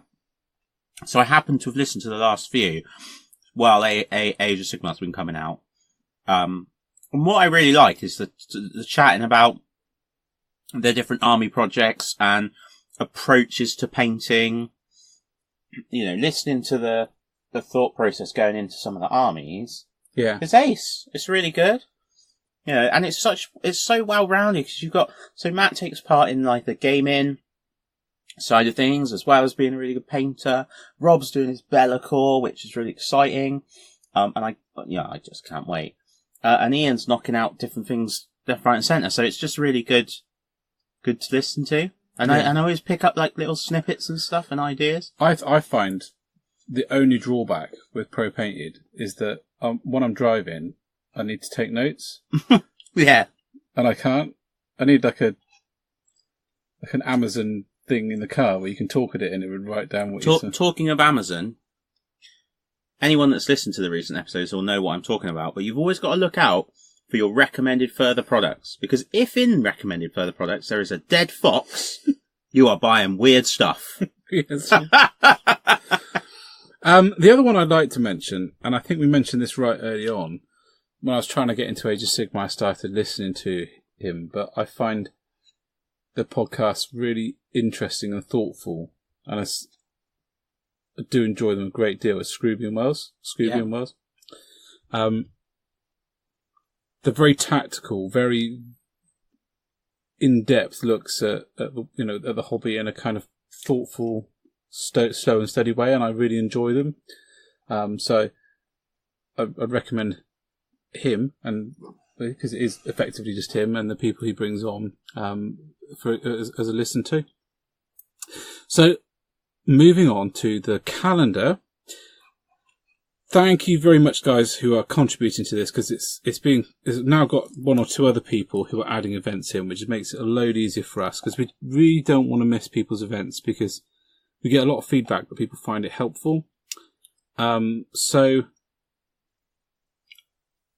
let's go back to where we are. So we've got Geekfest this weekend. Forge World Open Day next weekend. Gaslight's Games Light. Where's that being held? That's on Friday. That's at Curtain Games. Oh, excellent. Gaslands is using micro machines, effectively. Wicked. Some of the modelling stuff that people do on hot. I've seen some really good ones recently where they'd actually managed to do it so it looked right. Yeah. Because I've seen a few where it's just like, I've just got a las cannon and slapped it on top of a Ford Escort. Yeah. And I'm like, what's going on here? But yeah. Battle Group Southwest Wargames Show is on at the Tank Museum. That's next weekend as well. There was a toss-up. Yeah, I bet there was. If it wasn't that Titanicus was on the cusp, then I think that would have won. Can you imagine, though, right? This is coming from somebody who went to Bovington Tank Museum and then mere weeks later purchased an armoured vehicle, right? I cannot go to a war game show surrounded by tanks. No, because you'd be. I will walk round the corner and buy a chieftain. Well, it's things like I can see what would happen. I'd come in, and there would be King Tiger, Warlord Games, That's it. Bolt action. Everything. I'd have loads of it. Then I'd go round the corner and there would be Comet tank. Oh, Flames of War. I'll have that as well. And it would just go like that all the way around. Oh my goodness. It'd be too much. It would be tough. It would be tough. So, Saturday, the 14th of July, is also a Horus Heresy campaign day at Curtain Games. Oh. Forge World Open Day somewhere. I think that might be somewhere up north. I'm so excited. I know, you've been going on about it. I've heard that you're going to get to demo Titanicus. Really? Yeah. I wouldn't know the end and of there's going to be, obviously Adam Troke's going to be there with the Middle Earth team. So that's going to be frustrating because, well, no, we'll be able to record after that. Yeah. Cool. Attack 2018 is on the 21st and 22nd of July.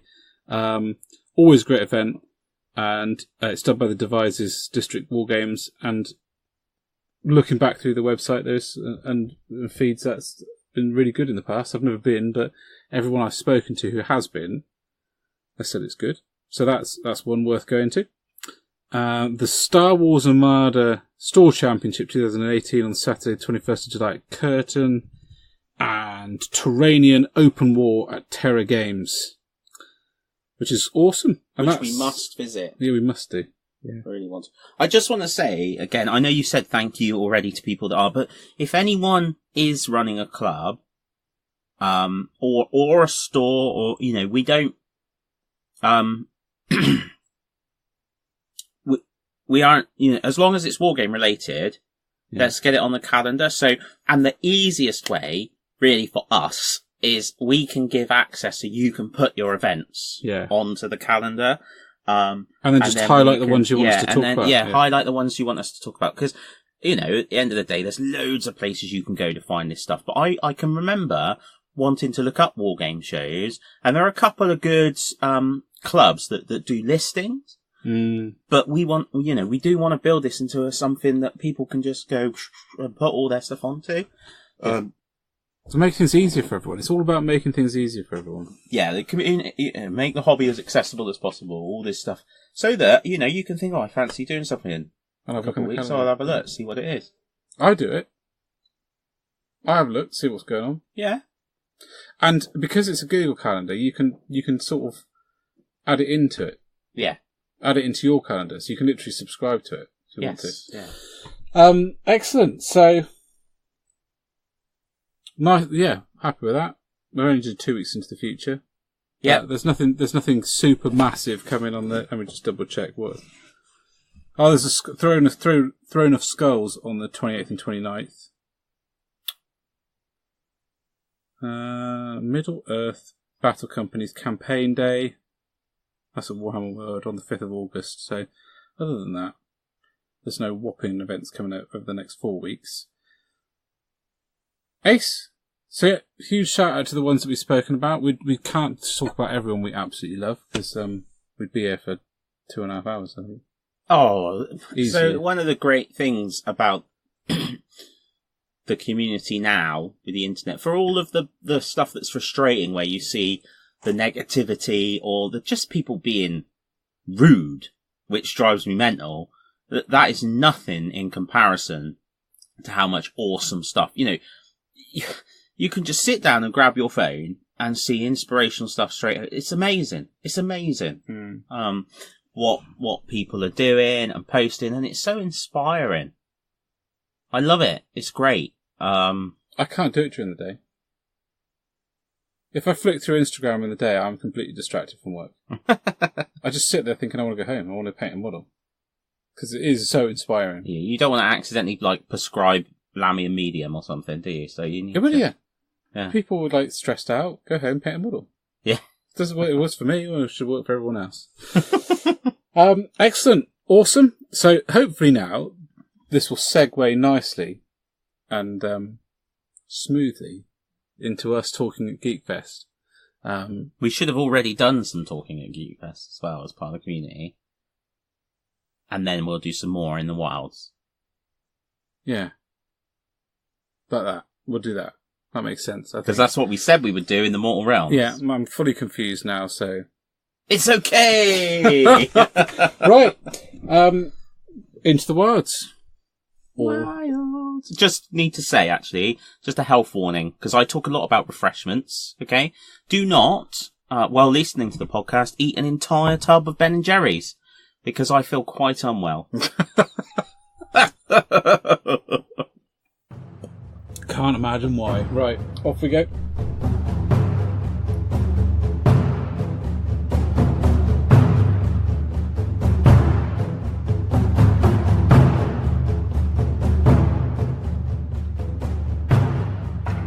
Right, guys, welcome back. And we are into the Wilds, and we've got two things to do in this section. One is to fill it up with stuff that we've seen at Geekfest, which we will talk about at Geekfest. The other one is to talk about a rather awesome idea, I think, which is called Modelbox. So, for those of you who don't know who Modelbox is, they're a company that is a subscription company where you pay a amount every month, which varies depending on how many months you buy, and you get sent a box of models. Now, this one's theme is War 2.0, so the box is filled with World War II stuff. I'm assuming that the last one might have had World War I or whatever. It doesn't really matter. But every month you get a theme, and then they cram literally as many models as they can into a box. Even to the point where this time they took some of the models out of the packaging they were in to fold the packaging down to get everything in. Yeah. And in the box we got 2 paints, a GI Rocks. GI Rocks, he's like a fox. He's a fox dressed in military uniform, which I think it's been made specially for them, actually. Yeah, it's their thing. It's their thing. He's really cool, actually, as a model. Bit of a laugh. And we've got a squad from Bolt Action and I can't say that. Can you say that? Stoesies is as close as I've got. Stoesies. Stoessis is heroes. I reckon there's over 30 quid's worth of stuff in easy in that box for about 20-something quid. 22 quid. So you're making a saving every month. What I like about this is it was like Christmas. It was like opening a present to myself. So it is unboxing it was really exciting because you just don't have a clue what's in it.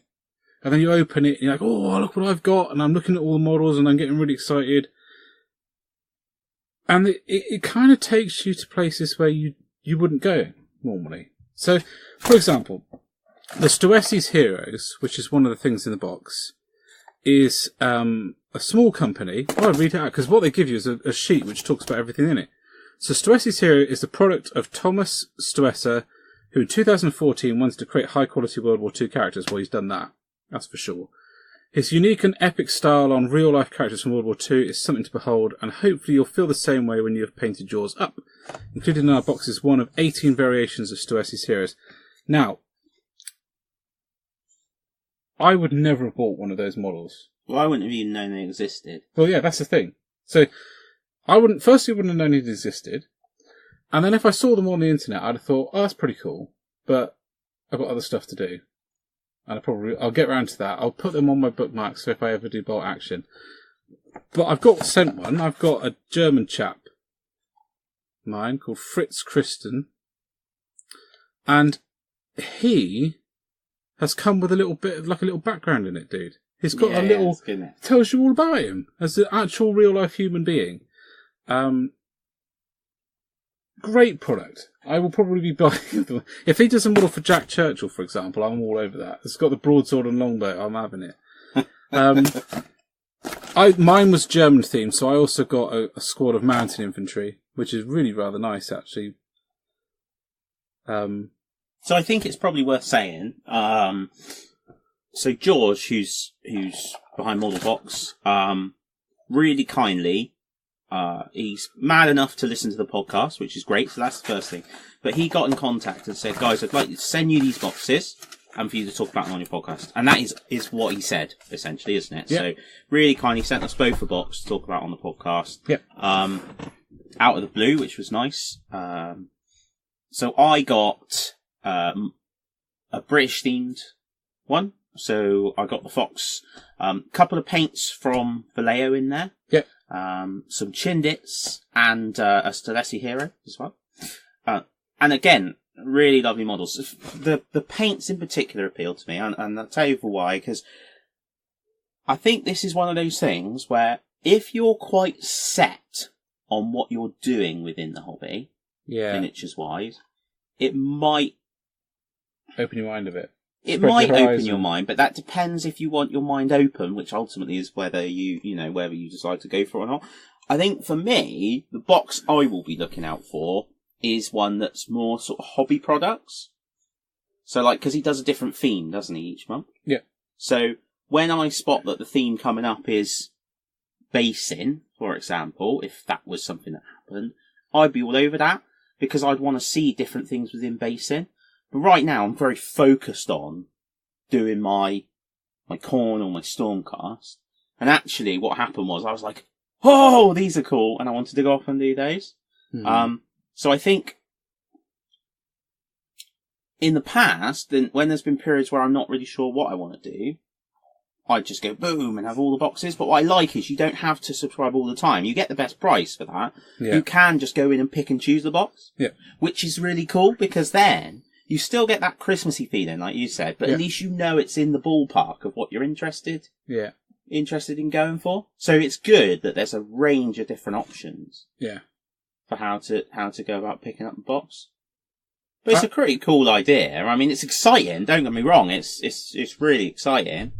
I'm really impressed with it. I know you. I've not. I hadn't even thought about it beforehand. Genuinely hadn't. And now I've completely changed my mind on them. Totally. Because there's stuff in that box, that mountain infantry box, I would never have bought. No. Ever. And now I'm actually genuinely really excited about painting them. And I think that's the point. I think that is, because it goes back to what we were saying in the hobby desk, that there are models out there. I think if I bought that box, I may not paint everything that they ever sent me. Chances are I might paint 50 or 25% of it. The other stuff might go in your bits box, or all that could just genuinely be your hobby every month. What model? Yes. You just get that box and paint it. And that would be your hobby. But for me, I probably pick and choose what I got out of it and pass the rest on. But there will be things that I will get sent that I'd be absolutely in love with, that I would never have even known existed. And that really excites me. Well, it's interesting because the website says Model Box is designed to introduce you to companies and miniatures you wouldn't necessarily try or even know about. Yeah. So there you go. Success. Tick. Tick that box. Yeah. So it's www.yourmodelbox.com is the website. Definitely, go check it out, because if nothing else, George is a really nice guy, because he got out there and sent his stuff out, so that we could talk about it and bring it to you. And that's just, it's really trusting, and just really appreciate it. I don't know what on earth we've done to just that for 26 episodes. No, well, in fairness, I think that the fact people listen to us for 26 episodes still amazes me, genuinely. But there we are. So, we highly recommend him. I hit all the model box. Go and have a look at, because if you read the website and you like their objectives and you think, I'd like a bit of that, the stuff they are sending out meets those objectives very nicely. And we've both got different ones, and we, they both tick those boxes. Oh, absolutely. Well, we'll see. I'm not going to lie. I'm super tempted. Just for 6 months. Yeah. Even though mere moments ago I was like, I'm focused on my khorne, but The thing is it about would tie in well with what you told me I need to do, which is do some different bits. Isn't it? If I go out for lunch for one day in co-op, it costs me like a £5 now. So if I just got off my ass and made a packed lunch, I could, for like 4 days, and then I could afford to buy a model box. So actually now we're even offering advice on financial ways to afford these things. Make a packed lunch. $21.99. That's a bargain, isn't it? That's if you subscribe for 12 months. But you do get over 30 quid's worth of product in there. Oh yeah, I do. Easily. The value-wise, there's no doubt about it. I genuinely don't know how he does it. Well, I presume... Buys it in bulk, I guess. Well, I presume there's an element of companies... trying to get the stuff out there. Yeah. But that is a presumption. I mean, that... Yeah. Well, excellent. Is there anything else on the website that piqued your interest? Well, I'm just looking through. I mean, I was looking at the pricing plans. See, even then, though, if you just do it repeating monthly, it's £24. Not bad, is it? So, you know, just to give it a shot, they're on Instagram. You can follow them on Instagram. Yeah, and they've got a really good idea. So, here we go. Look at that. See, now that is exactly what I'm talking about. I just saw one before it sort of flipped away out of my screen because my phone's being a... They do unboxing videos, so they encourage people to do videos of unboxing, and I found those really helpful. Oh. So iPhones do. I'm rubbish. just a technological moron. Basically, I saw a box that was all like basing bits and bobs. And I really like the look of.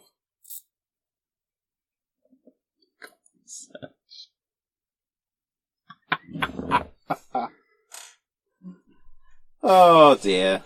Lovely jubbly. Did you want to talk about that game that you played? Yeah, so I played with Chris a game called Drakerys. Yep. I think it's called. It's by a French company. And it's a miniatures. Well, it says it's a miniatures board game, but you play it on a gaming table, just like you would play Age of Sigmar. Really interesting mechanic, actually. So it uses D10s, but it works on this time chart thing, which Chris is probably like, if he's listening, going, what? Why can't you remember the name? But the idea is, you each have a token on this time wheel. And when you take an action, so say you wanted, it's your go, and you get to make 2 activations with a unit. And they cost different periods of time. So if you want to just move, basic move, it's 1. Charging is 2. Charging is 3. Shooting is 1. So say I shoot you and then I charge in, I would move my little piece like 4 forward on this time wheel. Yeah. And then say it was your turn and you, because your counter is behind my counter, you get the next activation. Yeah. So now you choose what you want to do. So if you just moved twice, you'd only be on 2 and I'd be on 4. So then in the next activation, it'll be you again. So you go again. So the idea is balancing out. You've done all this, so it's used up this much time. Yeah. And then the other guy gets the chance to catch up with you. Cool. Yeah. Yeah. And the miniatures are cool. I mean, they're not amazing. They look great in their book because they're painted really well, like in the confrontation style. Mm. Really nice. It's quite hard to get hold of now. Chris ordered a dragon off them. It's about 60 quid, and he's been waiting for it for months. Really? Yeah. That always worries me, that kind of stuff. Is it months, or have I made that up? It's quite a long time. Like he remarked to me that it was a long time. Yeah, maybe that kind of weeks. Stuff always. But he said it was quite funny because he rang them up and he was like, "He just send me my dragon." They're like, "The person who does the shipping is sick." Go down to the warehouse, get the dragon off the shelf, put it in the box and send it to me! Yeah, absolutely. So, I don't know quite what's happened there, but yeah, it was good. It was good. It was different. I enjoyed it. I think it's always the same thing with me, though. It was funny, actually, because I said to him before we started, I was like, because I've got the thing that ticks the fantasy box for me, and I've got a thing that ticks the sci-fi box. And anyway, part way through, I'm like, where's that catalogue? That's quite interesting. And I'm like, no, put it down. Yeah, know exactly what you mean. Right, so let's head off into Geekfest and see what else we can see around. Absolutely. And we'll catch you afterwards. Okay, guys, so Dan here with Ben. We're sat in the car after our rather exciting time at Geekfest today. It's hot. It is hot. So hot. It is hot. That was awesome. It was. Yeah. It was totally not what I was expecting. I don't know what I thought I was expecting. No. But it was great to see stormtroopers and a Batmobile. And a Colonial Marine. And a Colonial Marine. And a tank. And a Jedi. And a flipping awesome Halo costume. Yeah. Yeah, it's really good. Yeah, that was great. And all in the mining museum. Yeah. I was actually fairly interested in the museum behind it all as well. Yeah, it's worth coming along, to see that when there's no one there, because the museum is interesting. But it's great to see. It's great to see the sort of Southwest community all out. There's a whole room full of board gaming, tabletop gaming that was going and full all day long. Yeah. Talking of that, I got to talk to Gavin from Warmaker Games. Yep. And I had a go at Jane Austen's Matchmaker, and it was fantastic. It was really good. I really enjoyed it. Card game where you work to make matches and gain points, and at the end the person with the most wins. You mean matchmaking? You're talking about coupling? Yeah. Like a Jane Austen novel. Yeah, like a Jane Austen novel. So, like, I know, there are people listening thinking, what is he talking about? Where's the bolt gun, dude? I loved it. It's really good. I'm looking forward to playing it with Harriet. Yeah, it sounds the sort of game that's probably more appealing to a wider range of people, to be honest. Yeah, so I was talking to Gavin about that, and he said, like, there's what he was saying was there's a lot of people who buy it, say for their partners, but they want to play it. Yeah. And I was like, well, yeah, I can totally get that, because actually, I love playing games. Yeah. And I love spending time with Harriet. So I like being able to combine them both. Yeah. And I think this is something she'd really enjoy. Yeah, definitely. And yeah, okay, maybe it's a bit stereotypical, but I don't really care, because it means I get to play games with Harriet. Yeah. So it's me good. And she's, I'm sure she'll enjoy when Mr. Darcy comes up. Yeah, is he like one of the highest scoring cards? Yeah, he's really good. Yeah. He's good on everything. Does he get a wet t-shirt bonus? What? No. He gets Don't look at me like that. You have read the book, right? He's great for love. He's got loads of money. He's got loads of property. It's property. It's a little house. It's not property, but I cannot remember. I'm so sorry, Gavin, if you're listening. I couldn't remember when we were playing either. But he's not so great on the charm. No, because it's really clever like that. Tit. Sorry, that's my view of him. Right. What else did we see? We saw some. Well, we spoke to Barb. Yeah, we did speak to Barb. Yeah, Red Ruth, Barb's Models and Games. So I was chatting to her about events, and they're really trying to do some more. So one of the things that's really challenging, and I'm sure any of you guys that are listening that run a store holding Games Workshop products, is stuff goes out of date. Yeah. I felt really sorry. She had a couple of copies of General's Handbook 2017. Yeah. Which, to be frank, you might as well throw them away. Yeah. She had the Hobbit rulebook, 50 quid. It's all money that's tied up in stuff, and Games Workshop have a stipulation. You have to hold a certain range of things. And she said to me, it's trying to get the balance, because if she doesn't buy stuff in, then people come in off the shop, off the street, and they don't see something, they don't pick it up. So they're trying to do some events just to get the community active and involved and provide somewhere for the community to meet. And then hopefully any decent human being that is lucky enough to have a bit of disposable income can then use that to support the shop. So that's what it is about, building communities.